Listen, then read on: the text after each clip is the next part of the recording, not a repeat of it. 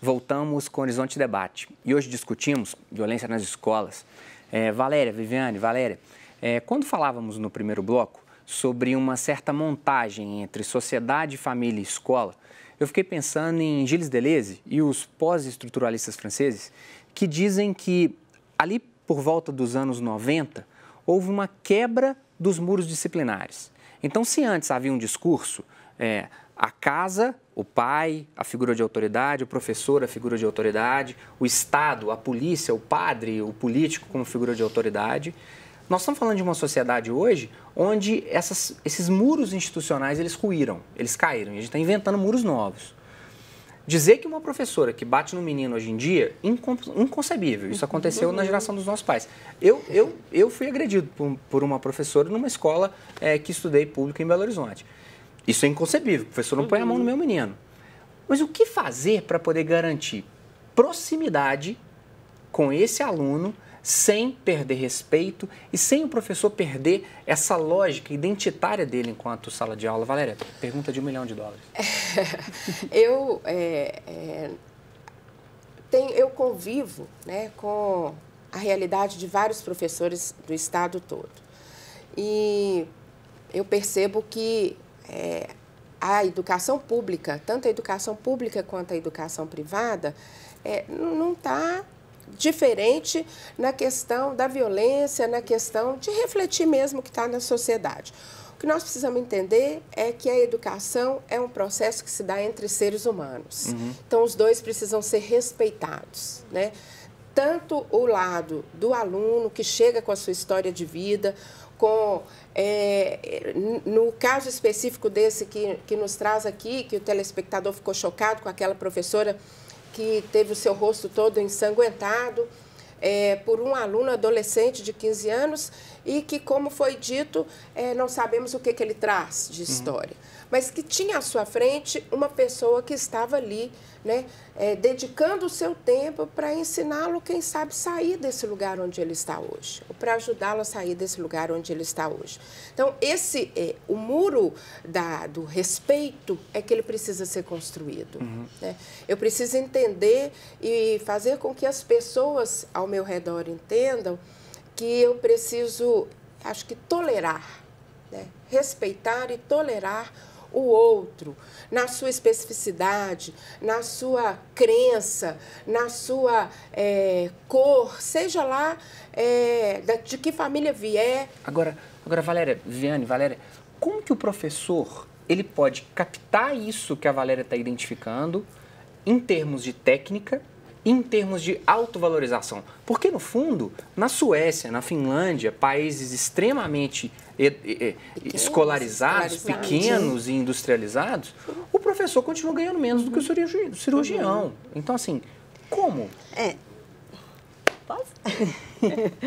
Eu acredito muito em projetos. Então, eu acho que a escola precisa criar projetos para trabalhar com o resgate do papel e da valorização desse professor, trabalhar com questões éticas, né, que muitos chegam na escola, o que a gente falava, né, de educação de berço, muitos chegam na escola sem isso. Né? E é cobrado dos alunos, continuarão chegando. Por isso que eu acredito nessa construção desses projetos, para trazer esses alunos para a escola. Né? Independentemente se a família é ou não parceira.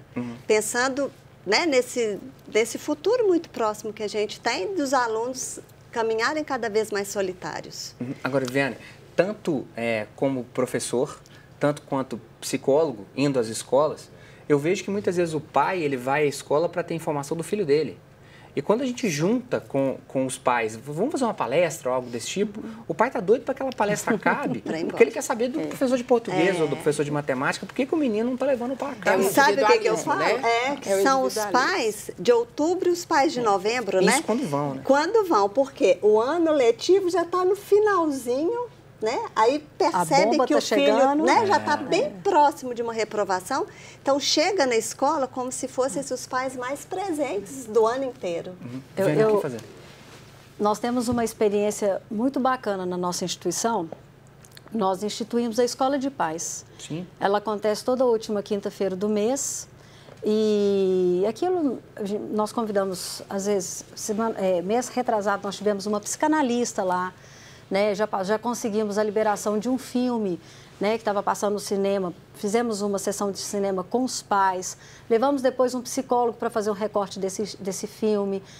Mês passado, eu fiz falando sobre Só os Pais Obedecem, que foi uma reportagem que a Roseli Saião se dedicou à revista Veja. E o que nós, isso já vem acontecendo, esse projeto já vem acontecendo há uns 2 anos. E o que nós percebemos de ganho para a nossa instituição?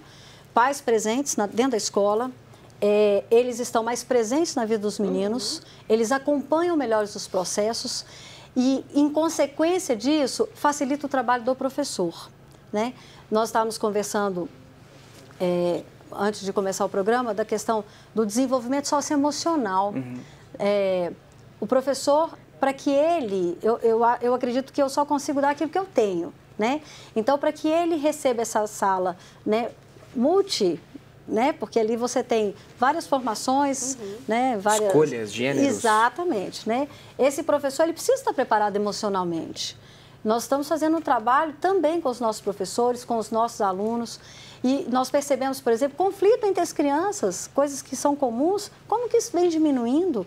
Né? Então, precisa de um investimento mesmo de energia, de trabalho, esses projetos realmente que ficam só, às vezes, no papel, mas que eles realmente sejam efetivos, que eles aconteçam e que exista também um acompanhamento, porque, às vezes, a gente inicia um projeto, aquilo não tem um acompanhamento, então você não tem resultado.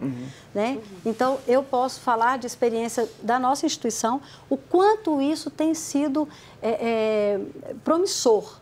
Né? Fazer esse tipo de reunião dentro das escolas, grupos de pais mesmo, não ter medo. A instituição não pode ter medo dos grupos de pais dentro da instituição.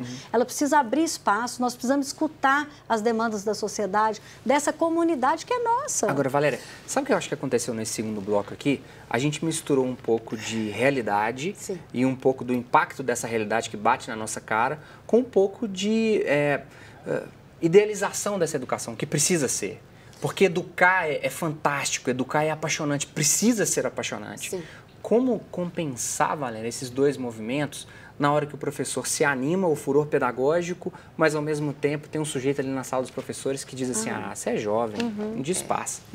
Eu acho que cabe à escola. Acho que cabe à escola. Nós conseguimos, hoje nós temos a lei do piso salarial do magistério, que determina que 1/3 da carga horária do professor seja para planejamento, avaliação e organização com os seus pares dentro da escola. Isso é muito importante, você ter tempo, é o que elas estão dizendo, você ter tempo de sentar com os seus pares e discutir os seus problemas dentro da escola e ver que o que acontece com você, acontece com o seu colega, acontece com a outra turma e que juntos podemos achar a solução para aqueles casos. Então, eu preciso de tempo, o professor precisa de tempo, né? Tempo para pensar o seu fazer, para elaborar o seu fazer, para dar tempo para os alunos poderem também elaborar o seu conhecimento, porque hoje, cada vez mais, a sociedade mais competitiva exige mais dos alunos, mais dos professores, e essa corrida pela individualidade para chegar na frente é que faz com que o espaço escolar ele fique cada vez mais estressante, vamos dizer. Mas aí eu vou retomar esse cenário que Valéria está colocando, dentro de uma lógica que é muito conteudista das escolas particulares. Não é só particular, não é. Hoje existem rankings também nas escolas públicas. Né? As escolas públicas também são medidas. Mas vocês acham que as escolas públicas elas saem na frente na questão de crítica e menos conteudistas como as escolas tradicionais que temos na região metropolitana de Belo Horizonte? A escola pública ela tem mais flexibilidade. A escola privada, ela tem quando o pai, que é o seu cliente, ele chega para fazer a matrícula, já lhe é oferecido um rol de possibilidades que tem que ser cumprido. A escola pública, ela tem um projeto político-pedagógico que pode ser revisto ali no transcurso. No percurso. Então, eu penso que a rigidez da escola privada é que causa um maior sofrimento, vamos dizer assim, com relação ao tempo. Não só do professor, mas também do aluno. Sim. Né? Mas a escola pública, ela não está longe disso. O que fazer, Valéria, para condensar esse contexto? Para falar de conteudismo e crítica ao mesmo tempo? Pois é. A gente está aqui, ela está falando, você né, colocou a questão, eu estou aqui pensando e me perguntando. Essa questão do regimento, né, do que tem para cumprir, eu acho que tanto no privado quanto no público, o professor vive louco, né?